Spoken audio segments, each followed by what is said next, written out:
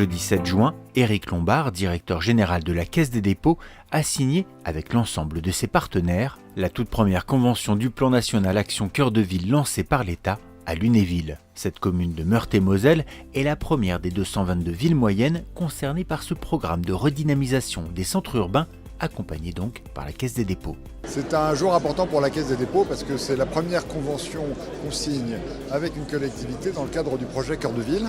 Et c'est Lunéville qui en plus fait suite au projet Centre-Ville de demain sur lequel on travaillait déjà avec Lunéville.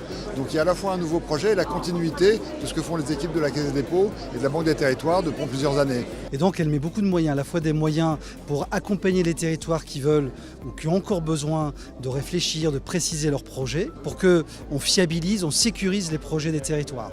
Et ensuite, elle est potentiellement partenaire pour la mise en œuvre, soit parce qu'elle va co-investir dans des projets, et puis elle peut aussi prêter, puisque nous avons aussi des prêts rénovation cœur de ville que nous pourrons proposer très prochainement. Signe de l'importance que revêt cette première signature, Jacques Mézard, ministre de la Cohésion des Territoires, avait fait le déplacement pour apporter son soutien à ce programme qui constitue selon lui un signe fort à destination des villes moyennes. L'État ne vient pas ici pour dire faites ceci ou faites cela.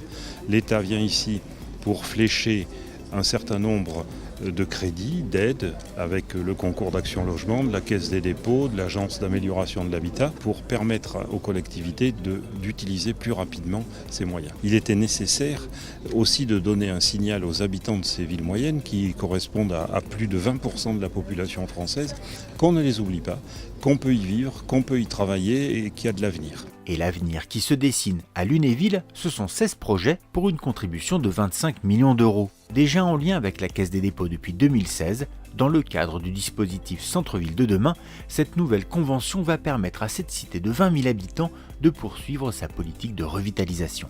Tous les projets qui visent à améliorer, surtout sur le plan de la qualité de l'habitat, sur le plan de commerce, du patrimoine à préserver, de l'espace public à embellir, tous ces projets-là, dont on sait qu'il faut les entreprendre en même temps pour arriver à un résultat, eh bien, on nous promet un soutien, une aide en ingénierie ou une aide financière pour aller plus vite et plus loin. Et pour aller plus vite et plus loin, la Banque des territoires, la toute nouvelle direction de la Caisse des dépôts, constituera un atout indéniable. Le projet Cœur de Ville est clairement un projet emblématique de la nouvelle Banque des territoires, puisqu'il faudra en fait coordonner l'ensemble des métiers de la Banque des territoires pour que ce projet Cœur de Ville réussisse dans les 222 collectivités concernées.